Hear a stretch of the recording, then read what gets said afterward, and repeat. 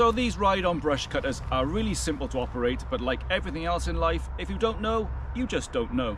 Alrighty then, welcome back.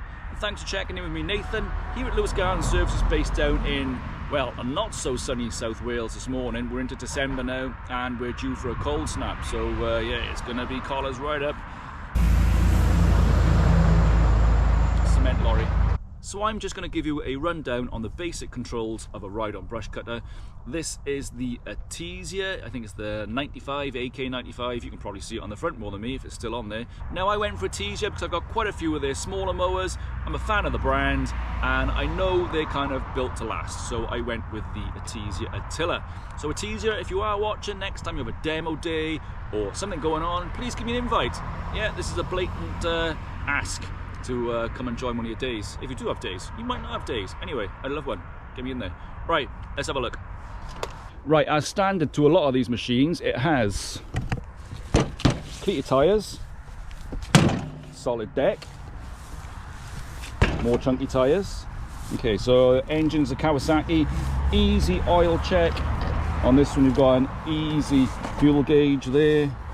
You've got your fuel filter. So it's pretty easy to check what you're doing before you start. Just check your oil, check your fuel, check you've got nothing gummed up in your filter. Grease points are easy to get to on all of them except one that I found. So your grease points here for your wheels. There's a central grease point under this seat, under that plate there, which is a little tricky to get to unless I just haven't got the knack of it. So yeah, everything's pretty accessible on it. It's fairly comfy to operate this machine. You do bounce around because you're on uneven ground. This has a chunky padded seat. It has springs there, which are adjustable. There's an adjuster on the front under there, so you can adjust it to your weight, how much you bounce up and down. So yeah, you can adjust that. That's quite handy. It also slides forward and back for you long-legged people, you 6'5" freaks. Anyway, yeah, fairly comfy. Right, operating one of these is fairly simple.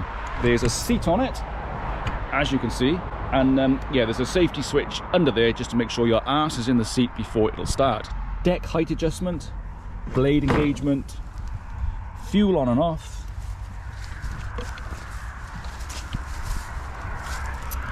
your revs, your drive, forward and back, obviously neutral. You got your speed, slow or fast, and then you've got a diff lock. Okay, so that's what we've got basically on it.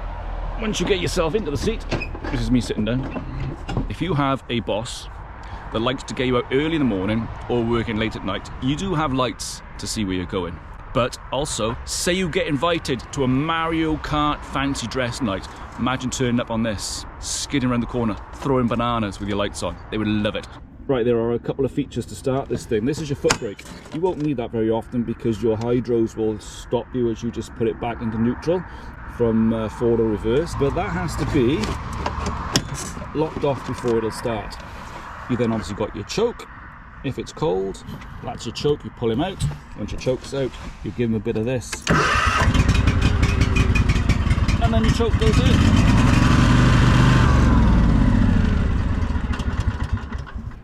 When you want to turn it off, you turn the key off, yeah.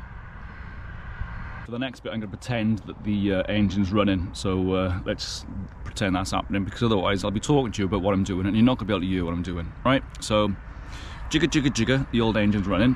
Now, you won't be able to engage your blade here while you're in your travel position on this, okay? So, drop down to whatever height you want, bosh, just like a handbrake, and then that will then engage.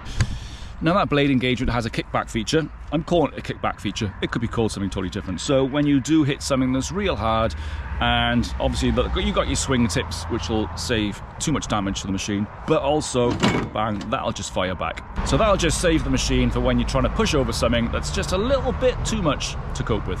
Right, so we set our deck height. We've engaged the blades. Engine, obviously, jigger, jigger, jigger, is running. Right. We knock that off so we can travel forward. And it is simple as making sure you're on your maximum. You push this forward, you go forward. You pull it back, you go back. You leave it in the middle, you don't go anywhere. You can use that pretty much as a brake. So if you're going forward, you want to stop, just pull it back to the centre, it'll slow you right down to stop. If you want to come to like an emergency stop, wham, just do it back and you can probably do a bit of a donut or something like that. These here, if you're going to be on shorter stuff or travelling, you can leave it in the fast position. If not, just send them back into that slower position, and then your travel up here will send you a lot slower, okay? When you get stuck, and believe me, you will get stuck. If you're not using one of these machines correctly and you're not getting stuck, then you don't need one, okay? These are designed to bash through stuff and bash through it until you get stuck. That just locks your diff, so both wheels spin at the same time to get you out. And from experience, when that doesn't work, right, you got to wind a rope through somewhere, tie it to the back of your van and pull the thing out. So I've done that before. Right, I think that's it. Make sure it's got petrol, make sure it's got oil, engage the blades, forward and back. So if you're working on slopes, you've just got to be a little bit careful, because these do have a very low centre of gravity, but if you're going sideways on a real steep slope, you will tip over and you will squash yourself. So go up and down, or get your strimmer out. Yeah, these do have limits. If you're on the flat and you're using it, my advice to you is just plough over anything that you can plough over.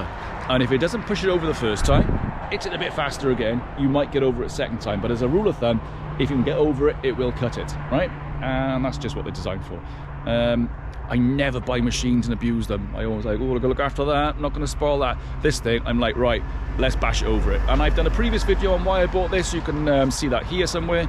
Right, I'm going to start it up and I'm going to leave you somewhere, and I'm going to try not to run over you, but I'm going to try and show you those controls when the machine's running. Tidy.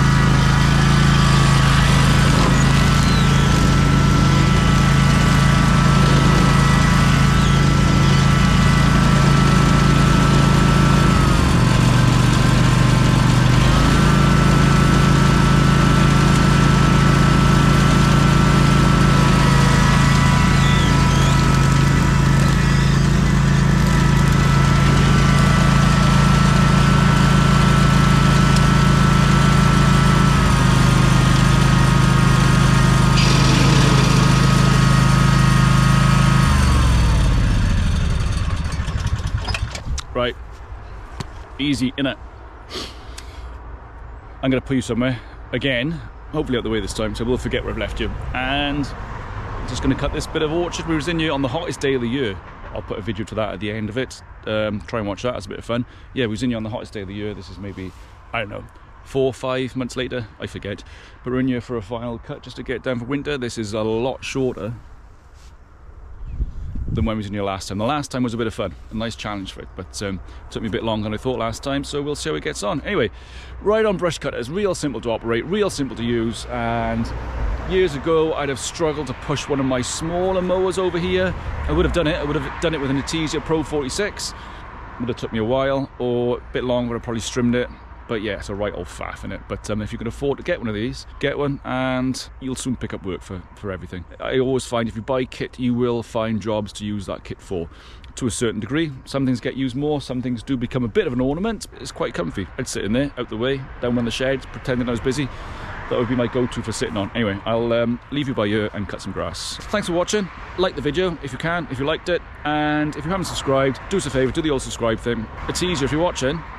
Open days. Demo days, don't forget, give me a bell. You can find me on, I don't know, wherever. Just shout me up, I want to go. And I like dinner, a lot of dinner when we turn up. Dinner, lunch, whatever it is. Food, thanks.